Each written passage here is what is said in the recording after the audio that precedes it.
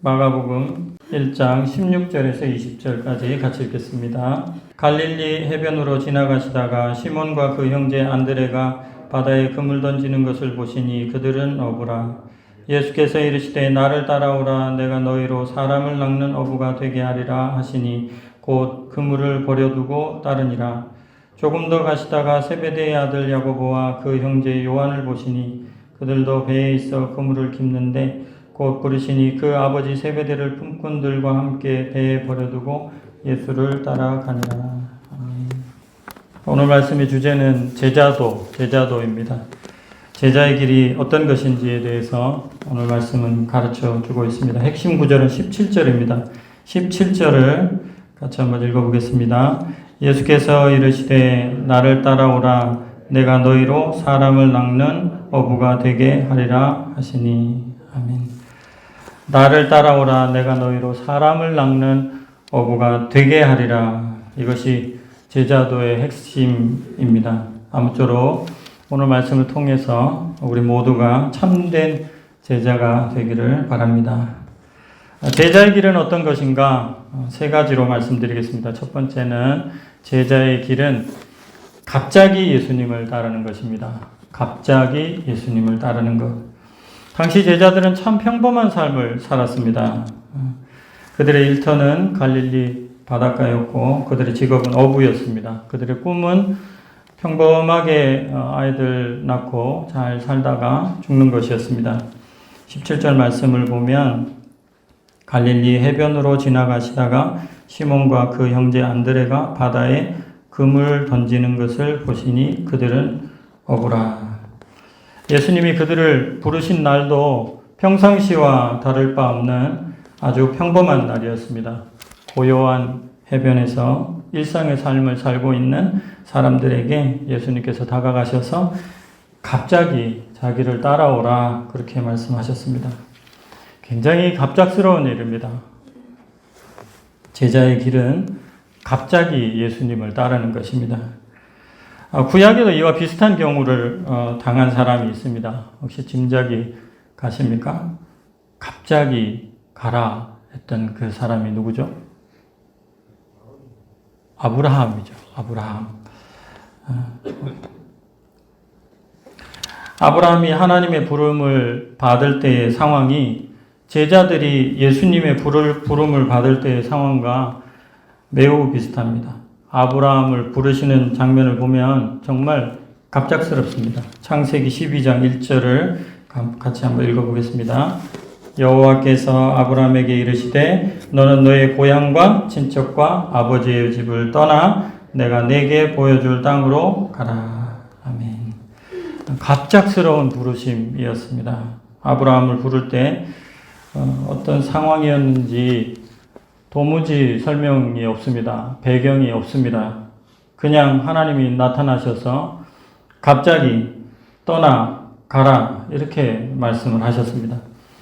여러분, 아브라함을 부르시는 창세기 12장 이전장 창세기 11장에 보면 바벨탑을 쌓은 그 백성들을 하나님께서 흩어버리시는 역사 기록이 나와 있고 그 다음에 나와 있는 기록이 족보 기록입니다. 누가 누구를 낳고 또 살다가 죽고 또 누가 누구를 낳고 살다 자식 낳고 죽었다 이렇게 이 기록이 계속되어 있습니다. 살고 자식 낳고 죽는 것이 보통 사람의 평범한 인생이지 않습니까? 아브라함도 살고 자식 낳고 죽는 평범한 인생으로 족보에 기록될 수 있었습니다. 그런데 평범하게 결혼하여 사는 아브라함에게 하나님이 갑자기 나타나셔서 다른 사람들에게는 하지 않았던 갑작스러운 말씀을 하셨습니다. 이것이 하나님의 부르심입니다. 하나님의 부르심은 이런 경우가 많습니다. 이게 하나님의 스타일인 것 같습니다. 아모스의 경우도 농사 짓는 사람이었습니다. 그런데 하나님께서 갑자기 나타나셔서 선지자 하라고 그래서 선지자 노릇을 했습니다. 다윗도 양치는 사람이었습니다. 그런데 하나님이 갑자기 나타나셔서 그에게 기름을 붓더니 왕해라 그렇게 말씀을 하셨습니다. 처럼 제자의 길은 갑자기 평범함을 깨는 갑작스러운 그런 부르심입니다. 바라기는 성도님들의 평범한 삶을 깨는 갑작스러운 예수님의 부르심이 있을 때 아브라함처럼 제자들처럼 성경의 많은 인물들처럼 그 부르심에 온전히 순종하실 수 있기를 주님의 이름으로 바랍니다. 둘째는 제자의 길은 어떤 것인가? 순순히 예수님을 따르는 것입니다. 뭐라고요? 순순히 예수님을 따르는 것입니다. 17절 말씀을 같이 한번 다시 읽겠습니다. 예수께서 이르시되 나를 따라오라 내가 너희로 사람을 낚는 어부가 되게 하리라 하시니 아멘. 17절을 자세히 읽으면 은혜가 되는 부분이 있습니다. 목적어를 빼고 주어하고 동사만 읽어보면 주어는 예수님, 내가, 동사는 너희로 되게 하리라, 내가 되게 하리라. 제가 이 말씀을 보면서 내가 되게 하리라 자꾸 읽는데 은혜가 됐습니다. 예수님이 나를 무엇인가 되게 하겠다는 것이었습니다. 내가 나를 만드는 것이 아니라 예수님이 나를 무엇인가가 되게 하겠다. 그렇게 말씀하시는 뜻입니다. 여러분, 저는 이 머리 스타일은 내가 보는 나보다 남이 보는 내가 더 좋은 것 같다는 생각을 합니다. 특히 미용사의 눈이 더 좋을 때가 많습니다. 전문가 아닙니까? 그래서 저는 미용실에 가면 전문가를 믿는 마음으로 알아서 해달라고 그렇게 얘기합니다. 여러분들도 그러시지 않으세요? 제가 처음 미용실에 갔을 때 어색했던 것이 있었습니다. 뒤로 누워 머리를 감는 것이었습니다. 이발소에서는 항상 앞으로 숙여서 머리를 감았는데 미용실에 가니까 뒤로 누워서 머리를 감더라고요. 처음에 머리를 감는데 목을 어떻게 할 줄을 모르겠더라고요. 힘을 바짝 주고 목에 힘을 주고 버티니까 미용사님이 저에게 목에 힘을 빼시고 편안하게 계시면 됩니다. 이렇게 얘기를 해주는 거예요. 그래서 믿는 마음으로 목에 힘을 쭉 빼고 있었더니 얼마나 편한지 그냥 머리가 그냥 어디까지 떨어지는지 모르게 그냥 뚝 떨어뜨려 놓고 있으면 미용사도 편하고 나도 편하고 그렇게 머리를 감을 수 있다는 걸 알게 됐습니다. 저는 치과에 가서도 그런 일이 있었습니다. 처음에 스케일링을 하는데요. 뭐 기계가 쑥 들어오는데 안에 이 겉에 일은 괜찮은데 안쪽 어금니 안쪽까지 막 들어오니까 제가 막 숨도 막히고 그렇더라고요. 그래가지고 저도 모르게 막 혓바닥을 그 기계를 이렇게 거부하면서 막 이렇게 밀쳐냈는가 봐요. 이 간호사님이 이게 혓바닥이 자꾸 이렇게 밀어내니까 안 되겠든지 그 기계를 가지고 제끼는 거 아니었습니까? 그걸 가지고 제 혀를 확 제끼더라고요. 그걸 스케일링 안쪽에 그거를 벗겨내야 되니까. 그러니까 구역질이 나가지고 도저히 못 있겠어가지고 벌떡 일어났는데 도저히 안 되겠다고. 자꾸 이렇게 혀를 이렇게 힘을 주시면 안 된다고. 이거 못한다. 오늘은 안 되겠습니다 하고 제가 첫 번 스케일링 때 그냥 돌아왔던 적이 있습니다. 도저히 못하겠더라고요. 마음대로 하십시오 하고 요즘은 편안하게 혀를 그냥 편안하게 놔두고 그래서 요즘은 잘하고 있습니다. 여러분, 성경에 보면요. 하나님과 백성의 관계를 토기장이와 진흙의 관계로 비유하기도 합니다. 구약에도 나오고 신약에도 나옵니다. 구약에는 이사야서 64장 8절인데요. 제가 읽어드리겠습니다. 그러나 여호와여 이제 주는 우리 아버지시니이다. 우리는 진흙이요 주는 토기장이시니 우리는 다 주의 손으로 지으신 것입니다. 아멘.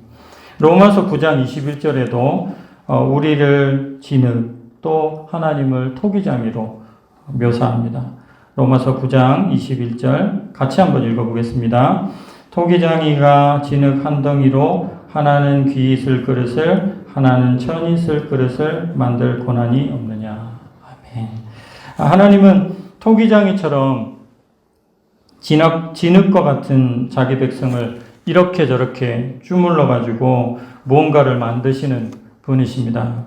예수님도 제자들을 부르시면서 그 말씀을 하고 계시는 것입니다. 내가 너희를 되게 하리라. 이 말씀 같이 한번 해봤으면 좋겠습니다. 내가 너희를 되게 하리라. 한 번 더 하겠습니다. 내가 너희를 되게 하리라. 아멘. 무엇이 되게 하시든지 그것은 토기장이의 마음입니다. 토기장이에게는 생각이 필요합니다. 이것을 어떻게 만들까? 구상이 필요하고 계획이 필요합니다. 그러나 진흙에게는 생각이 필요 없습니다. 그저 그가 만드시는 대로 그냥 힘을 빼고 있으면 되는 것입니다. 생각이 많으면 오히려 피곤합니다. 제가 스케일링 받을 때 자꾸 혓바닥에다가 힘을 주니까 진도가 안 빠지듯이 미용실에서 목에 힘을 빡빡이 들고 불안하니까 목에 힘을 빡빡이 들고 있으니까 서로 힘든 것처럼 이 생각이 많은 진흙은 이게 마른 흙이지 진흙이 아닙니다. 진흙이어야 하나님께서 만지고 만드시기가 쉽지 않습니까?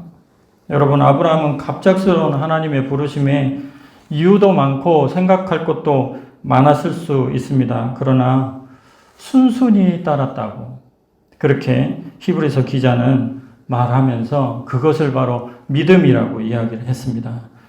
여러분들 잘 아시는 말씀입니다. 히브리서 11장 8절 같이 한번 읽어보겠습니다. 믿음으로 아브라함은 부르심을 받았을 때에 순종하여 장래의 유업으로 받을 땅에 나아갈새 갈 바를 알지 못하고 나아갔으며.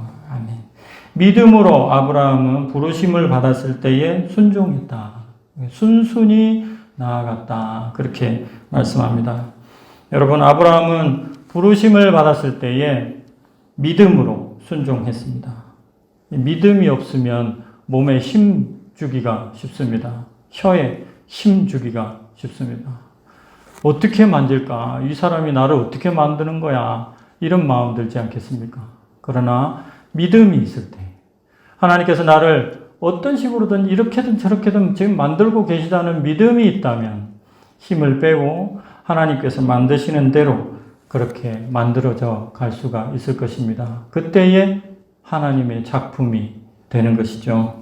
오늘 본문에 나오는 부름받은 제자들의 모습을 보시면 순순히 따라 나서는 장면을 볼 수 있습니다.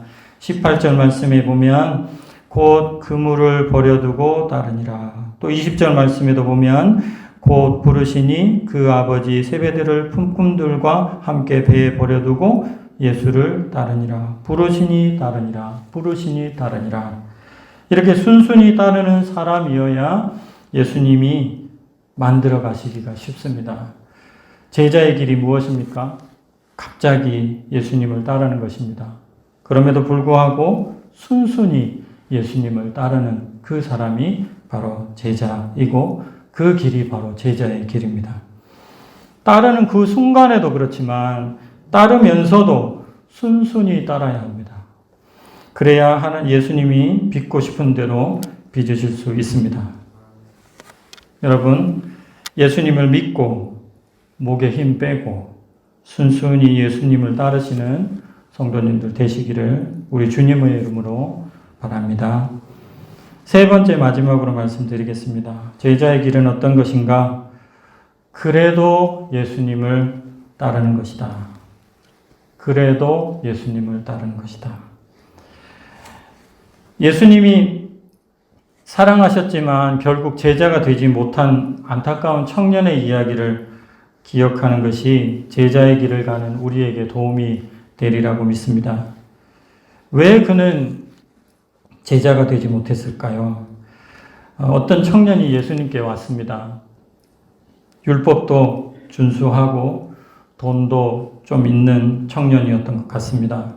그런데 이상하게도 예수님을 찾아와서 영생을 받는 방법에 대해서 묻습니다. 율법을 준수하고 돈도 많이 있지만 뭔가 부족함이 있다는 것을 자기가 알고 있는 겁니다. 이 청년은 우리를 보여주는 거울과도 같습니다. 우리가 하나님과의 긴밀한 관계, 예수님의 제자로서의 삶을 살지 않을 때 우리에게 있는 이상한 불안함이 있는데 교회도 잘 다니고 또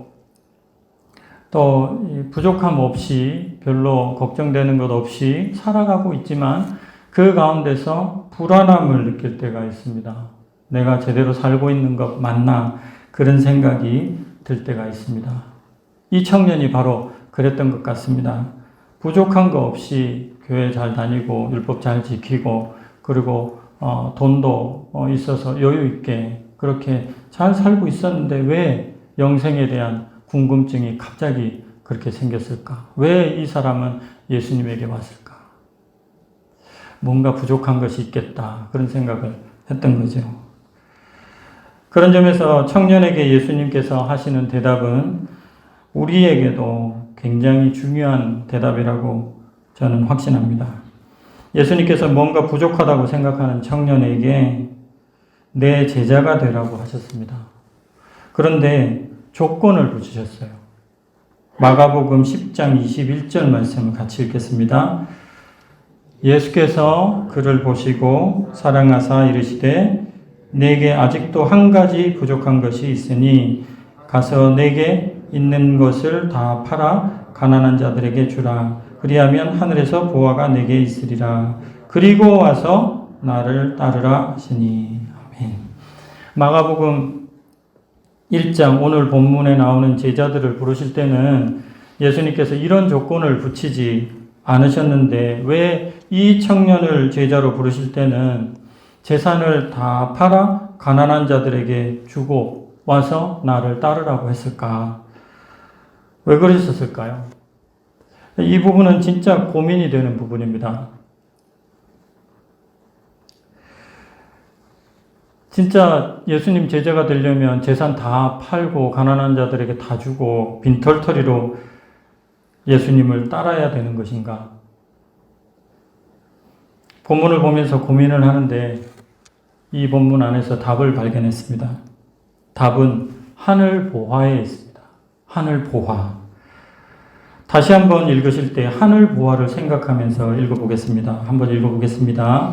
예수께서 그를 보시고 사랑하사 이르시되 내게 아직도 한 가지 부족한 것이 있으니 가서 내게 있는 것을 다 팔아 가난한 자들에게 주라. 그리하면 하늘에서 보화가 내게 있으리라.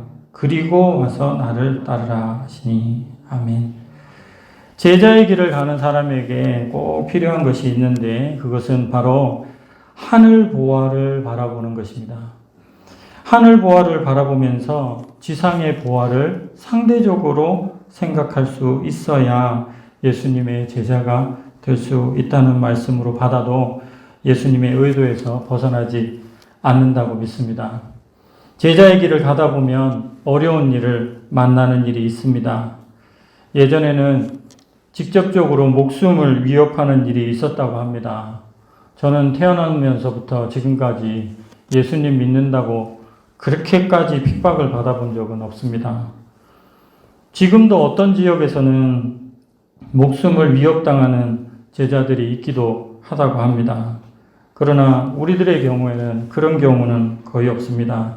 대신 제자의 길을 갈 때 경제적으로 어려워질 가능성은 얼마든지 있습니다. 그럴 때 어떤 마음을 품어야 할까?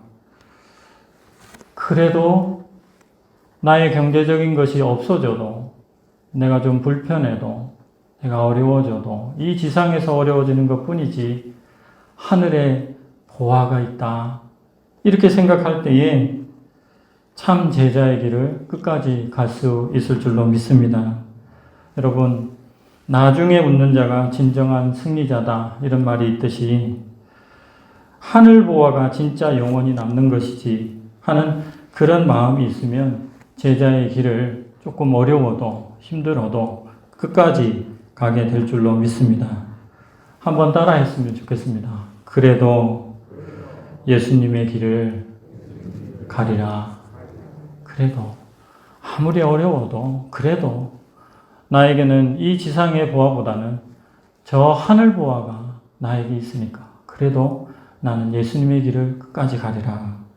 이렇게 늘 생각하시면서 예수님의 길을 묵묵히 끝까지 그렇게 걸어가시는 우리 성도님들 되시기를 주님의 이름으로 바랍니다. 말씀을 맺겠습니다. 제자의 길이 어떤 것인가? 갑자기 예수님을 따르게 되는 것입니다. 예수님이 말씀하시면 그저 갑작스럽더라도 그 길을 따르는 것입니다. 둘째는 갑작스러운 가운데서도 순순히 따르는 것입니다. 목에 힘 빼고 몸에 힘 빼고 생각에 힘 빼고 그저 나를 부르신 그 주님의 그 부르심에 믿고 그 주님을 믿고 그렇게 따르는 것입니다. 세 번째는 그래도 예수님을 따르는 것입니다. 하늘 보아 바라보면서 어려움이 있어도 그래도 예수님을 따르는 것입니다. 내게 있는 모든 힘을 다 빼고 예수님께서 나를 빚어가시도록 모든 것을 맡기고 갑자기 순수히 그래도 예수님을 따르는 참된 제자가 되시기를 주님의 이름으로 축원합니다. 기도하겠습니다. 하나님 아버지 감사합니다. 평범하게 살아가는 저희들을 부르셔서 하나님의 사람으로 예수님의 제자로 그렇게 인도하여 주신 것을 감사합니다. 주님과 동행하며 따라갈 때에 어려운 일이 있더라도 하늘 보아 생각하면서 묵묵히 주님을 따라가는 저와 우리 성도님들 다 될 수 있도록 은혜를 베풀어 주시옵소서. 갑작스러워도 순순히 따라가게 하시고 그래도 따라가는 주님의 신실한 제자들 다 되게 하여 주시옵소서. 예수님의 이름으로 기도합니다. 아멘.